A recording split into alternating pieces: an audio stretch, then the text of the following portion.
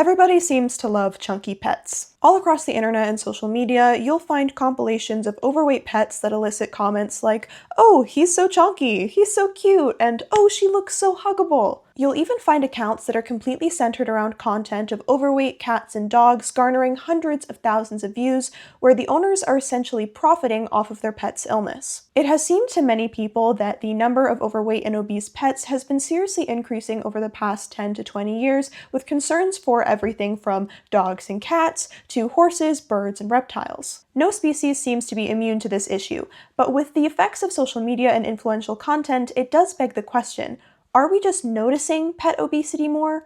Or are our pets really getting bigger, and are we really in a pet obesity epidemic?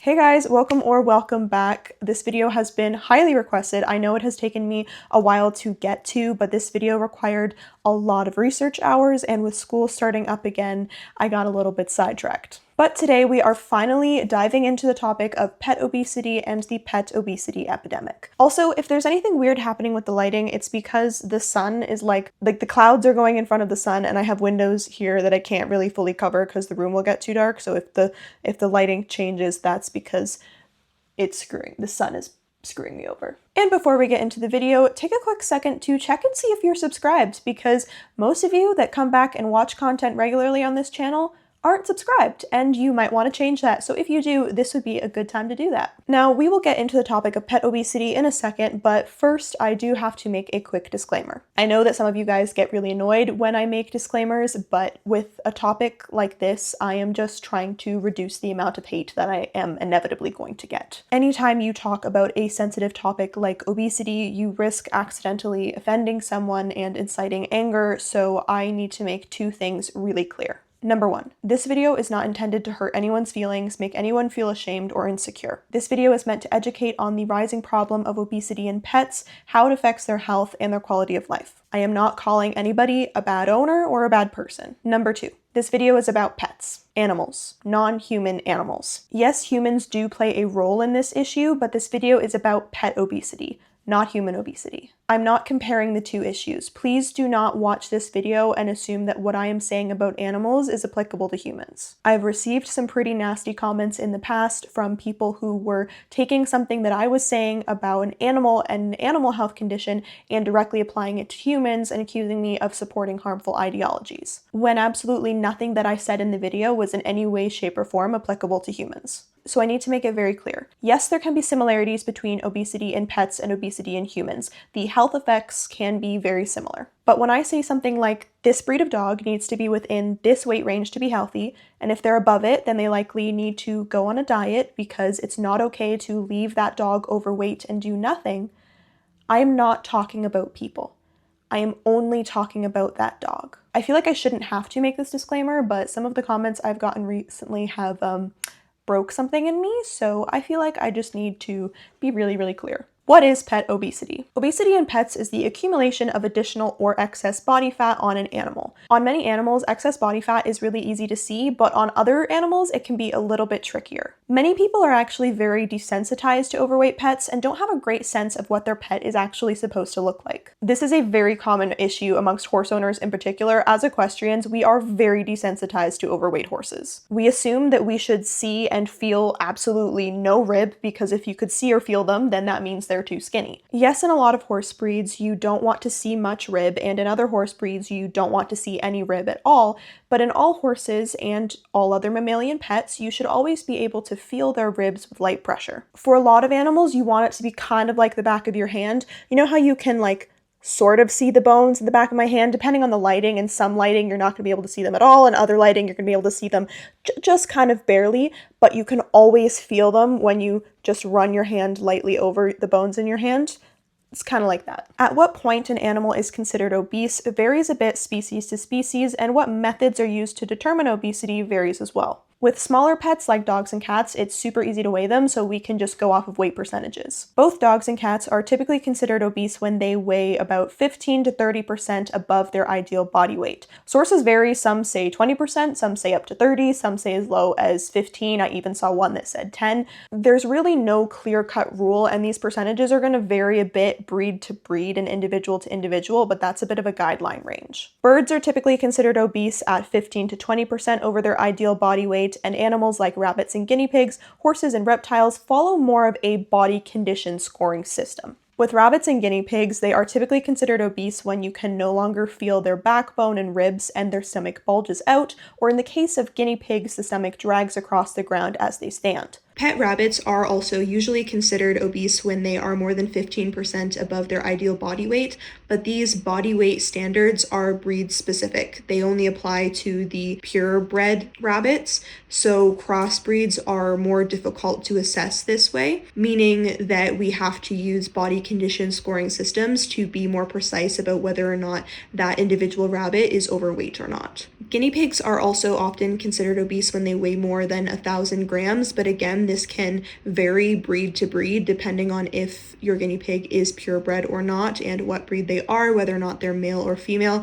So again, most people use a body condition scoring chart to be more specific about whether or not their guinea pig is overweight. Reptiles can vary a lot species to species, and like I said, it can be hard to see, but they may have a thick layer of fat over their backs and sides, making it difficult to impossible to feel their spine and ribs. Horses being livestock makes it a lot harder to weigh them because you need a livestock scale, and those are not easily accessible. So one of the more common ways to assess a horse's body weight is to use weight tapes and some fancy math.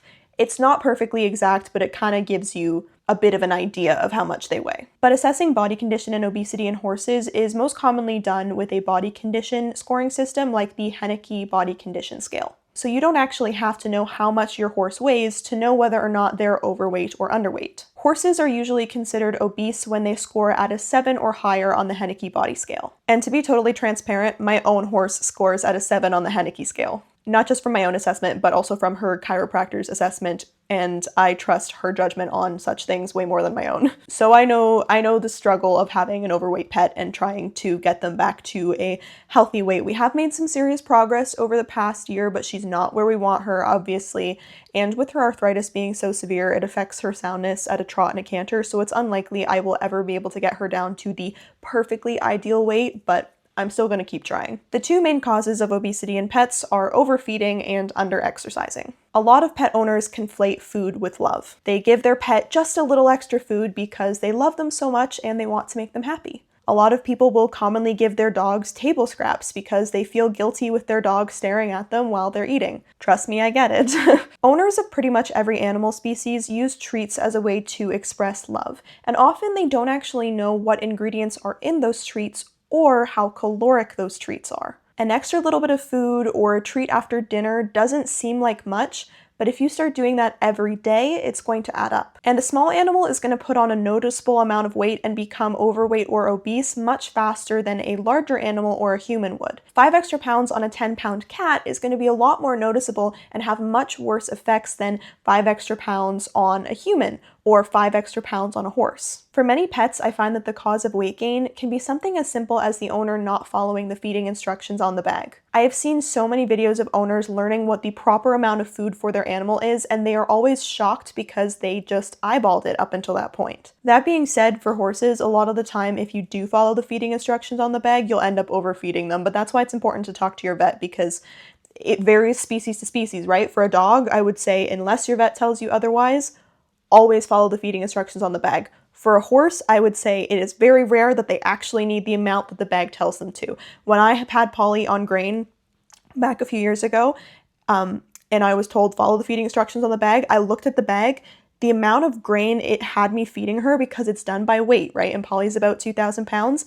It would have been one of those large black feed pans full of grain, which is too much for her to eat in one sitting. Even split into 2, it's too much for her to digest properly and still absorb nutrients. So I'm like, not only is that redundant because she's not going to actually absorb it all, but she's going to gain so much weight, she's going to founder, like, talk to your vet. I do think in the case of kibble and air-dried food specifically, pet food can be really deceiving as far as how calorically dense it is. Because kibble, for example, doesn't really look like any type of food that we eat, and so we don't really have a natural sense of how much of it our pet needs to stay healthy. So if we go off of instinct, we're likely to either underfeed or more likely overfeed, and maybe even just slightly. And air-dried food is a whole other ballgame because of how nutrient dense it is. Like volume-wise, they really don't need much. Feeding the wrong kind of food can also be a large culprit for weight gain. It's important to get guidance from your vet on what kind of food you should be feeding your pet in addition to doing your own research. Because there are some really bad pet foods out there that have absolutely no business being on the market and are in no way species appropriate for the animals that they're marketed for. And every individual is going to have individual nutritional needs. So even if you follow the directions on the back of the bag perfectly, if you're feeding the wrong kind of food for your pet, you might not make any progress on your pet's weight loss. There are a few health conditions that can cause weight gain and contribute to obesity as well, like hypothyroidism, insulinoma, Cushing's disease, and other metabolic disorders. Again, these are going to vary species to species and breed to breed. And factors like injuries or surgical rehab or conditions like arthritis can also affect your pet's weight and cause weight gain as they affect the animal's ability to move and exercise. Age also does play a role. The older your pet is, the more likely they are to be overweight. As animals age, just like people, they slow down. They get more aches and pains, arthritis progresses, they sleep more and exercise less. It's the natural progression of things, and this can cause a pet to gain weight if their food intake isn't adjusted accordingly. Some breeds of certain species are also more predisposed to metabolic conditions and obesity. For example, in horses, drafts and cob breeds are easier keepers and more likely to become obese than thoroughbreds. Drafts and cobs are also notoriously hard to get weight off of because we bred them to pack weight on. Don't give a draft horse their concentrate meal for a week, you're probably not going to notice a difference. Don't give a thoroughbred their concentrates for a week, and it's a bit of a different story. Obesity can have slightly different effects on each species, but for the most part, the side effects are fairly similar and fairly comparable to humans. Conditions like diabetes, heart disease, high blood pressure, and liver disease, along with respiratory challenges, increased risk of cancers, and worsening pre-existing chronic conditions like arthritis and joint dysplasia and old injuries are all common in obese pets. But the most important side effect of pet obesity to keep in mind is that it can greatly reduce your pet's life expectancy. In dogs and cats, obesity reduces life expectancy on average by 2 years. So not only does obesity greatly affect your pet's quality of life, but it also affects the length of their life. When you are aware that your pet is obese and you are choosing not to do anything about it, you are willingly shortening your pet's lifespan. So all of this information is great. We know what obesity is, what causes it, what the side effects are, but none of this really answers our question, are we in a pet obesity epidemic? And the answer is, unfortunately, yes.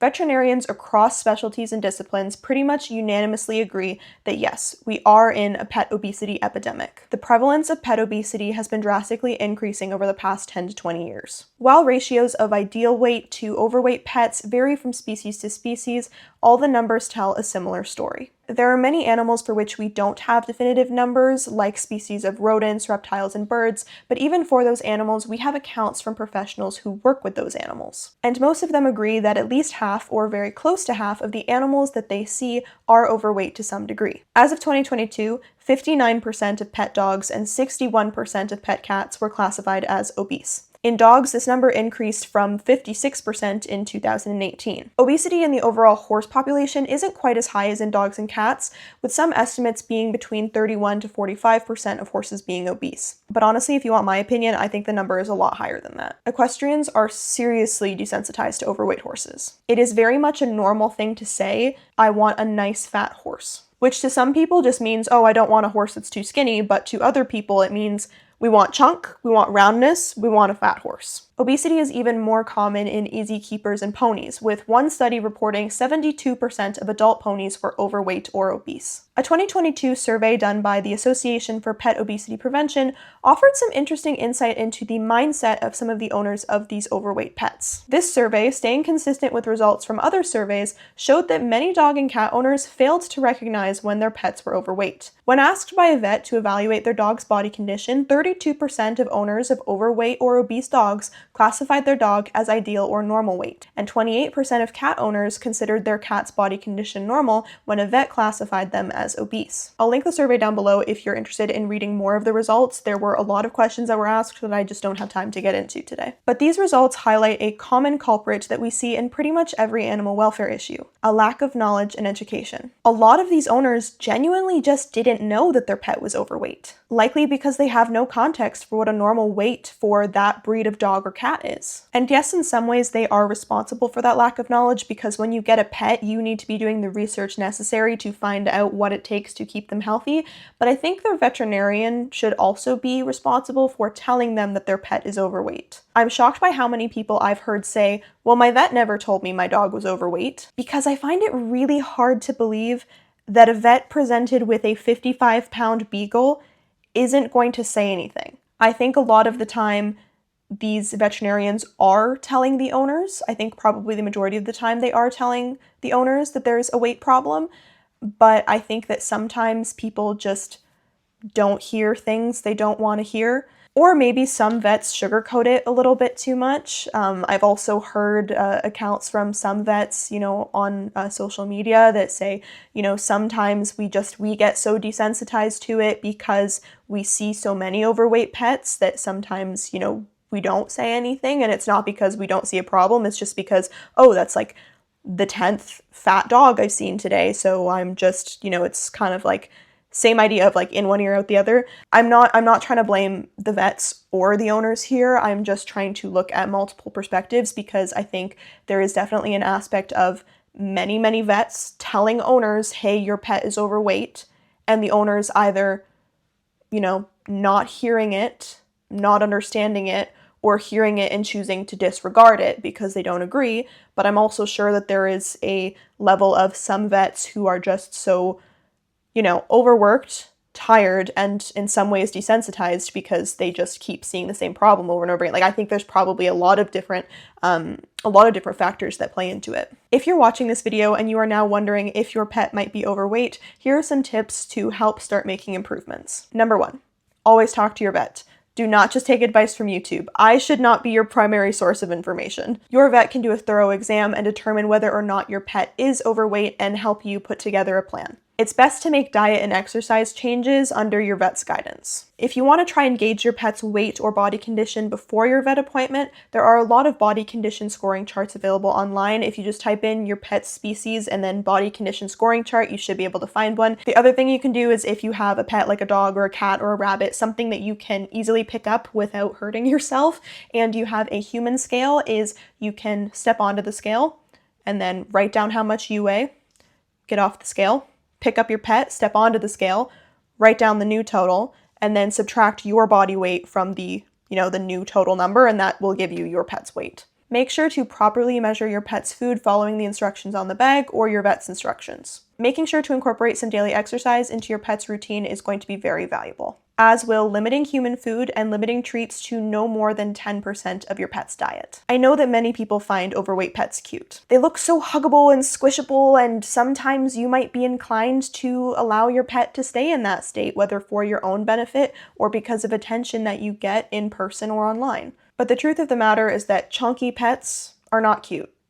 They're sick. While you may not notice adverse health effects right now, that doesn't mean that you won't encounter them someday down the road. Extra weight put onto joints over time will cause discomfort and pain and speed up the development and progression of arthritis. Obese pets often struggle to breathe when they do more than walk from the bedroom to the kitchen. Many overweight and obese animals can no longer exercise or do the things they love to do. Eventually, even a light game of catch will be off the table for your dog. Your horse will likely struggle to keep up with the demands of riding or driving. As their weight and blood sugar levels rise, they may founder, and if their diet doesn't change, they'll be likely to founder again. Obesity can seriously impact your pet's quality of life and shorten their time here on Earth with you. Which is why, if you think your pet might be overweight or obese, it's really important to take them to the vet so that you can start making appropriate changes. Because your pet can't make those changes for themselves. They need your help. Very few animals will ever pass up food when it's offered. They're going to eat whatever you offer whenever you offer it, unless you offer them something that they don't like. Our animals rely on us for exercise, whether that's taking them for a walk, playing with them, riding or driving them if they're a horse, or even just providing an enclosure that's large enough for them to exercise properly on their own. Enclosures being too small is a large risk factor for weight gain in guinea pigs and rabbits because they can't run and move the way that they should.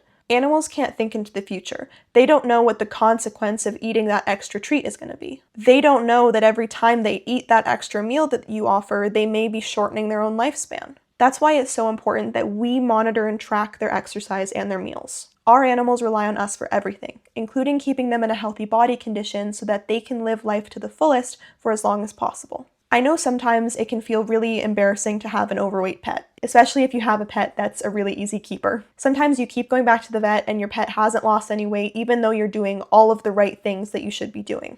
Trust me, I know it can be very frustrating and it can be embarrassing. For 2.5 years, I never made any progress on my horse's weight loss because she was scared of everything on the property, and so I couldn't walk her anywhere and I wasn't able to exercise her. I never got to hear a vet or a body worker say, "Oh, she's looking so good," or "Good work, she's lost weight." All I heard was reiterations that she needed to lose weight, which was really discouraging because I was trying really hard, but it was true. No one sugarcoated it for me. So I kept trying. I never saw it as an attack on me because that's not what it was. It was just professionals trying to help me and trying to guide me so that I could improve my horse's situation. I was just so angry at myself that I couldn't seem to make things better for her. But now, after a few years of behavioral modification training, we're getting her moving more, reducing her anxiety and her inflammation, and we've been able to make a decent amount of progress. Is she down to where we want her?